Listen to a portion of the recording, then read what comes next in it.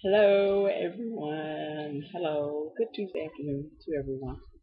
I have a blog today. I don't even know why I'm announcing these. I mostly have blogs anyway, so I'm just going to talk to you. And a long time ago, well, maybe a month or two ago, I started a series called How's Married Life. And I did the series by one or two things, and then I said I would continue and stuff, and kind of fell off and did some other stuff, and other stuff happened. And How's Married Life just kind of fell off. But I want to come back to How's Married Life, particularly because in about a week and a half, or yeah, no, actually 2 weeks, and actually 2 weeks, my husband and I will be celebrating our first wedding anniversary. And as you know, I've been married before, and this is my husband's first marriage and stuff. And I learned quite a bit from that marriage. I wasn't the kind of person that, got married and got out of the marriage and didn't learn nothing. I learned a lot, did a lot of reflection, and learned quite a bit about myself and about marriage and how I wanted to approach a marriage and what are some of the things that I needed to do and to make a marriage and a relationship work well. Because I had a divorce, and it wasn't like the divorce was all somebody's fault or all someone else's fault. Everybody plays a part when people get divorced. Everybody has a part in that, and I took ownership of my part and what I needed to do. And so with me and Matt, one of the important things about a relationship is communication. And I must say, communication is a just amazing foundation for relationships. If you have a hard time talking to the person that you're dating or the person that you're married to, you're gonna have a hard time. Period. If you have a hard time getting your needs out, making sure that they know what your needs are without having a flying fit every time that things don't get done your way, you're going to have a issue. And I think in the case of some of my things when I talk about know your emotional abuser, some of those things are because people don't know how to let their needs be known. They don't really know how to let their needs be known correctly. So they do all the rest of this stuff and end up abusing people instead of, really getting the things that they really are desiring from someone, or even giving the things that that they want from someone else. Kind of as I say always, relationships are reciprocal. It's a circle. You give and you get back. You give and you get back. You give and you get back. And Matt and I both were not good communicators. And I was a person that in my past marriage, everything was a miscommunication and everything was a fight. And so because of that miscommunication, but it's because I was afraid to communicate what my needs were and stuff. I just kind of expected for people to know things through osmosis and all that kind of stuff. And they were just supposed to dream them up out of the air, and it was just supposed to happen like that. That was my own fault that I didn't get, that I didn't ask. Now, at the end of the marriage, when I did start to ask, he didn't really care anyway. So that's a whole other story. He didn't really care anyway what my needs were. So we had another issue there. But I finally kind of figured out, okay, I need to let my needs be known. Matt and I both had that issue in past relationships, in my past marriage and his past engagement. He had the issue of not letting his needs be known. My husband is a wonderful man, but he can be kind of quiet about what he needs for himself and want to make everybody else happy and forget about himself, which only makes people resentful, and stuff. So you have to make sure that you're communicating what it is that you need.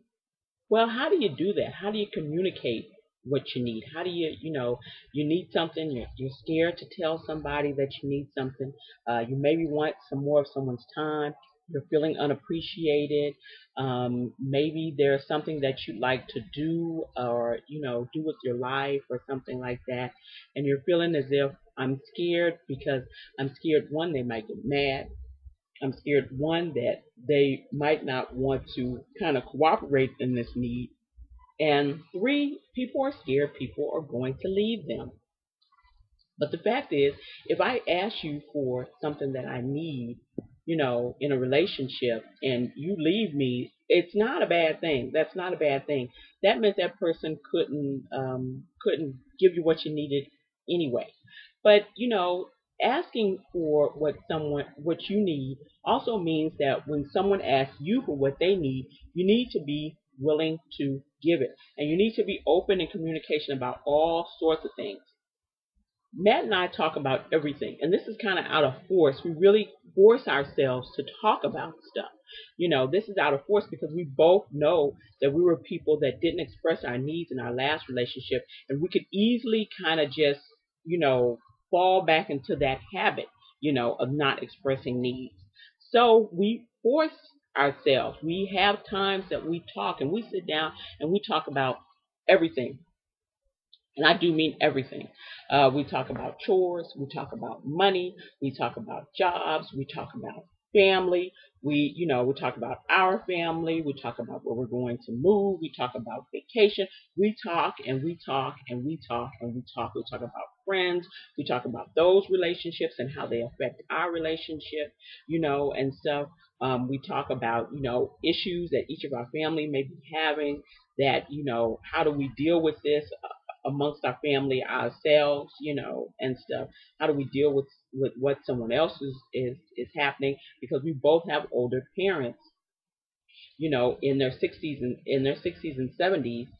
So we have to talk about those things. We talk about, how we're going to invest money and what are some future plans that we are making and stuff like that. I talk about things that I'm going to do. We talk a lot about my health and my health care and things like that. We talk all the time. I find Matt really easy to communicate with, which is one of the nice things. I never felt freaked out. And he's also not a person that if you talk or if you have an argument with him, he holds grudges or he brings things up at some later date, something that you did a long time ago, and you're thinking, what? What is that? And stuff. He's not a person like that. So I feel I can be really open with him because he's not going to bring things up from previous times. And I'm not going to do that to him. I don't hold stuff waiting to get you, just waiting to get you later on. I don't do that. I'm not a person that holds grudges. Neither is he. So, which is really nice. We're also not vindictive either. So, and that's another nice thing, and stuff. So when I have a real issue, I may have an issue with him or something that he did, then I feel free to talk to him and talk to him about it. And I don't wait to talk to him. I think that's a mistake that many people make. We wait around and we stew, we stew, we stew. We get madder and madder and madder and madder. And next thing you know, we've made all this kind of scenarios up in our heads and we're ready to blow. And somebody does the slightest thing, maybe a week or so later, and then we blow up because we're really mad about this thing a week back that we should have talked to them about, but we didn't. And now we've just made it out into this big scenario and stuff. I try my best to talk to him when things are bothering me at the moment. I don't wait to talk to him because that way I can do it calmly. Listen, I'm a Taurus, okay? And, as calm and serene as we can be, if we get pushed enough and get mad enough, we can be really, really kind of scary mad and stuff. And I don't want to be that. So I make sure to talk to him about things early on. So during our marriage counseling, one of the things the counselor was telling us about getting our needs met is to use I statements. I feel this way. I feel that way. I feel when you do this, it makes me feel like this. And it comes back to I, which really what happens when you do that is usually it takes the person off of the defensive. Because usually when people are upset, they want to defend themselves and stuff. And if you go, you do this all the time, and you do that all the time, and you do this, and you do that, and I see this, you never do this, you never do that. You make the person defensive, and then usually they just stop listening to what you say. But something about using I statements makes people stop and listen and listen to what you say, and stuff. When I use those with him, he stops and he listens. My husband's an engineer, so he's usually trying to figure out how to solve problems, and I know he's that sort of person. So usually I come with him, and it's some issue or problem, and then I let him, figure out how he's going to solve it. He's not really touchy feely and all that kind of stuff. He's just a problem solver. That's what he does. And so I come with stuff with him as a issue, as a problem. And when he talks to me about what he needs, I sit and I listen. Now, the first time I did that, it was something like this. He was talking, and I was kind of looking, and I was like, and I was looking, and I was just kind of staring and stuff. And he said, and I didn't say anything. Once it was over, I didn't say anything. I didn't say anything for a long time. I just sort of sat there, and I just looked. And so he looked over, and he was really scared. He was really scared that I was mad at what he said. And he was like, "Are you mad?" And stuff. And I was like, "No, I'm not mad. I'm just thinking." And he was like, "Oh," I said, "Yeah, I have to think. I'm thinking about, I'm processing what you said." I said, "It's not making me mad." And him using I statements with me helped me to see, you know what? I don't want my husband to feel like this. So, how do I make sure that I'm meeting his needs? Communication is so important, especially if you have children or you have stepchildren or things like that. It's so vital to you having a happy home. You just can't do stuff behind people's back. You can't do things not discussing them with your spouse.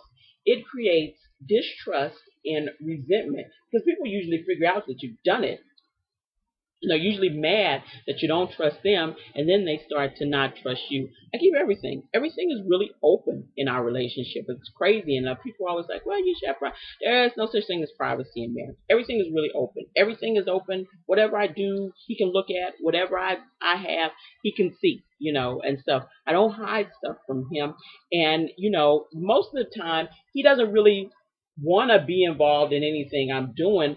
But the thing is, if I hid it from him, something about it would intrigue him, and he'd be like, "Well, why is she hiding it from me?"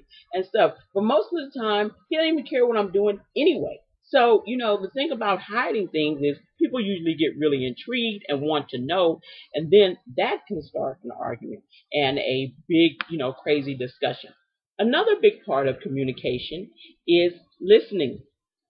Please, people, listen. I mean, listen. Listen to what somebody's saying. Listen to what they're not saying. Listen to the inflections in their voice. Listen to, who it is that you love. And most of us, when we get into new relationships, especially when you get into a new marriage, you're just getting to know that person again. The person that my husband was when I dated him is not really the same person he is as a husband. We all change when we get married. We change. You change, as your expectations of a wife or what you think a husband is supposed to do, and he changes as his expectations of himself as a husband and you as a wife. Now you're seen differently. You're one person. You're one entity here and stuff. And it's not like dating where everybody's just doing what they want to do and stuff. And, it really don't matter. Even if you're dating, you still are separate. It's something about marriage. And I let him know this. And he thought I was kidding. I said, it'll be different. It won't be the same. Marriage and dating are not the same thing. And I want people to understand that. If you're thinking about getting married and stuff, it's not the same thing. The way you and him are when you date will not be the way you and him are when you get married. And when you get to know your husband, and I'm not talking about some amazing difference like he does a 360. I mean, there will be things that he will be different because people start setting up whatever roles they have in their marriage and stuff. So you have to listen to him. And you have to know that all husbands and dads, and I've heard this before from Oprah and a bunch of other people, and it's true. All husbands and dads have a dream for their family.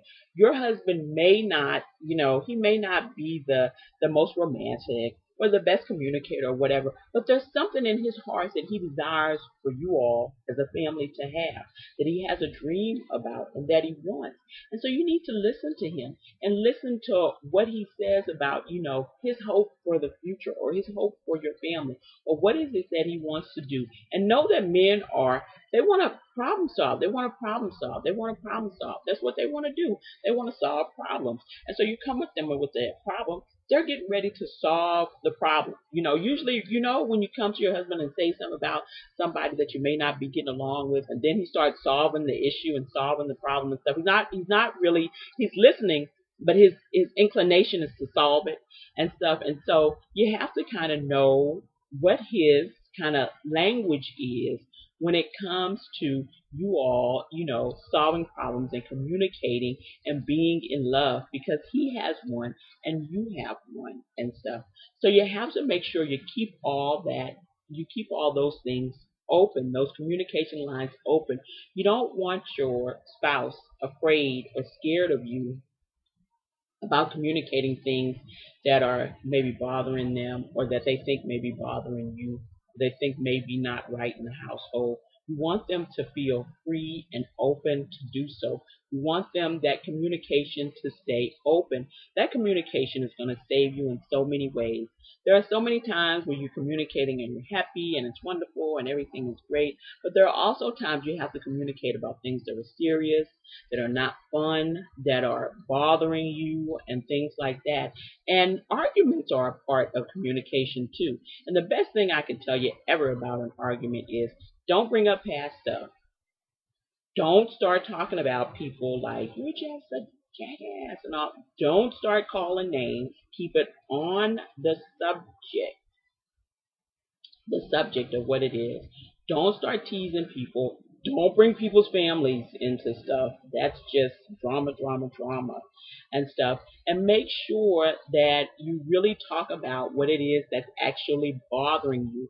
Because really, in many of the little fights that we have about, you're not taking the trash out, or your shoes are everywhere. Not, it's not really that. It's something else that's not bothering you. You don't feel respected. You don't feel loved. You don't feel appreciated. And this thing is just kind of a symbol of that. And so you need to figure out what is really the deep root problem. Also, here's another one. Don't fight about everything.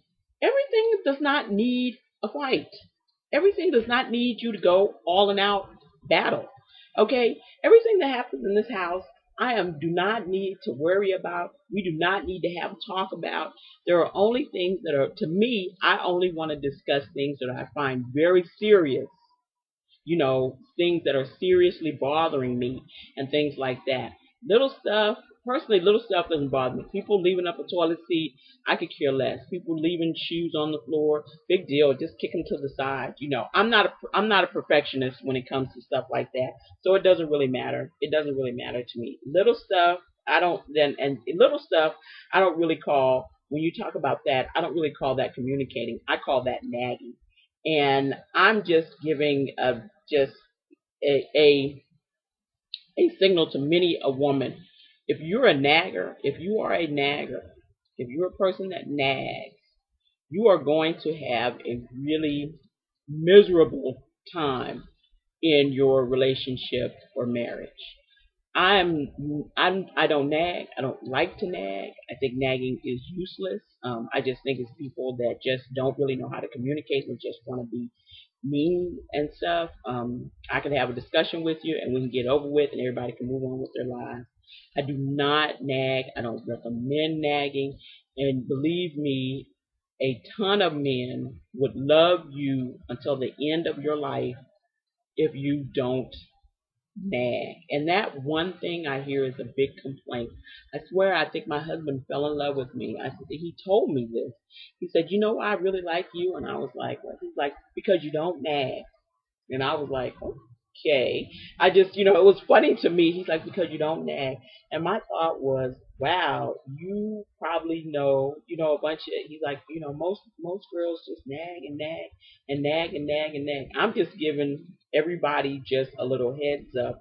Don't be a nagger, and stuff. If you really want things to change or stuff to happen, make sure you communicate those needs and communicate them effectively. and stuff. And hey, when they communicate their needs and you need to make a change, make those changes. You're expecting someone else to do something for you. You need to do something in return when someone needs something from you. And make sure you do those things. But communication is so important. It makes for a happy relationship. And I mean communicating everywhere. And everywhere. Money, sex, family, whatever. Keep it open and keep the communication flowing, and you will have a happy marriage and a happy life. I'll talk to you guys later. Bye.